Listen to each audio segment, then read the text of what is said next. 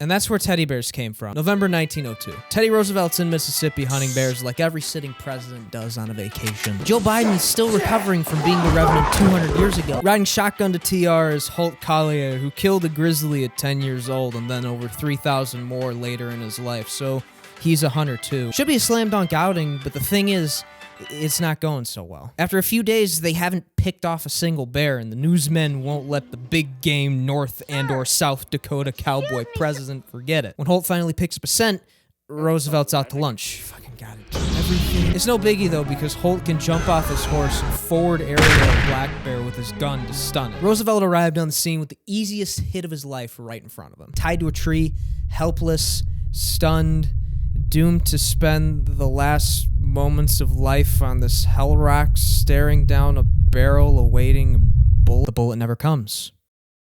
The knife does. The bear dies. But the big thing was, Teddy refused to shoot it in its condition. The big game president showing mercy to a bear he could have killed with his eyes closed. Damn, I wish I could have been there to see it. The bear wasn't a cub. It ended up dying in an arguably more painful way. Teddy wasn't shy about hunting, as the results of some trips would suggest. But it's 1902. Accounts of gory details are hard to come by. Hell, in 2021, the news selectively releases them because it's funny and profitable to see people kill each other. It's a political cartoon. It's supposed to be provocative. In fact, it was so provocative that a couple in Brooklyn felt a sudden rush of that good old capitalistic inspiration. Morris Mitchum had 0 Lincolns to his name when he immigrated to the U.S. in 1887. He marries Rose, they open a small candy store in Brooklyn on 404 Tompkins Avenue. Morris runs the shop, Rose knits the stuffed animals, the classic small business power couple looking to make a name for themselves in America. And unlike most classic small businesses, they can barely make ends meet, which is relatively good. They come across this cartoon of Roosevelt denying to strike down the small, warm, cuddly, bambly, marketable. Rose stitched the stuffed bear together, threw on some eyes using some old shitty shoe buttons, and the next thing you know, it's in the display window advertised as Teddy's Bear. One person came in to buy it, then 12 people came in to prevent that person from doing so because they wanted to, and then none of them ended up getting it. Because the Mitchums mailed it to Roosevelt to ask him if it was okay to use his name. Bless their courteous hearts. He replied with something to the effect of, I don't see how putting my name on it will do anything for sales or the toy industry as a whole, but by all means, break a leg. On February 15th, 1903, the Mitchums put the first 2 bears on sale to the public. They stopped selling candy forever.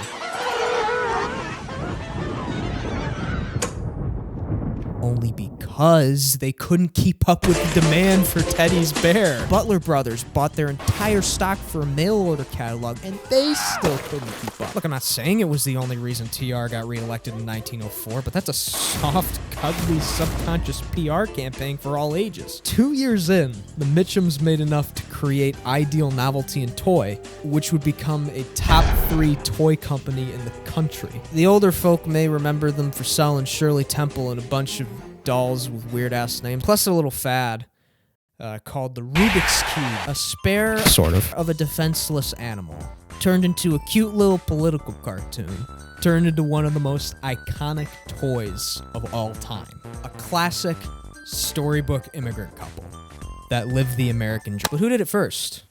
Deutschland would say the Steiffs. Before Mitchum ever landed in America, or Teddy was even a Dakota cowboy, Margaret Steiff had paralyzed legs and a right arm that barely moved. So she became a seamstress, learned how to play the zither so well that she charged lessons for it, used that money to buy the first sewing machine in her town, and opened a tailoring practice with a healthy customer base by age 25. Like you do. But you've seen nothing yet. Nothing? Yet. This looks like dog shit. So Margaret used her expertise from the fashion game to make different shapes and patterns of the toy elephant she saw in the magazine. 5,000 units later, she added monkeys, then horses, then camels, then donkeys, until she had a full farm of fully marketable stuffed animals. This looks not terrible. Yet, we've still seen nothing. Yet. At least not until 1902, when her nephew Richard presented her with a new toy to add to the line. A plush toy bear with movable arms and legs. To my knowledge, no one's ever done this before. It's a flat cinch. It's damn hep. I don't see how selling a bear will do anything for sales or the toy industry as a whole, but by all means, break a leg.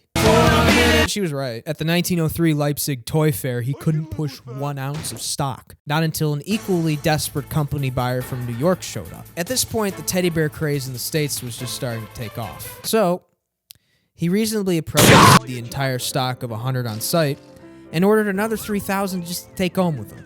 Fun fact, that order of 3,000 was placed, but there's no record of them ever arriving in the States. The leading theory is that they were lost at sea, but one recent account disputes this, portraying them instead as radicalized soldiers fighting in some war. No one knows for sure. It didn't seem to hurt, since the Steiff bear was an instant hit. By 1907, Margaret's company sold nearly 1 million bears and almost 2 million toys in total. Their best year yet. Also, to answer the question we started this section with, but who did it first? It doesn't really matter. Again, it was 1902.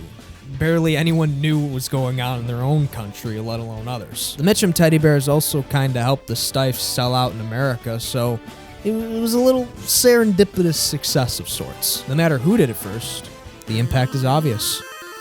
Paddington 2 is the greatest film of all time, isn't it? This person obviously does not enjoy anything in life at all and just wants to elicit a reaction, and I'm just not going to give him the satisfaction. The not my Paddington card. Are you fucking kidding me? It's simp, contrived, ridiculous, shouldn't happen to a bear.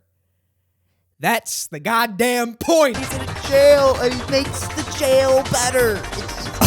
It's an imposter. Shot into space. Nuked from space. Paddington. What was this video about again?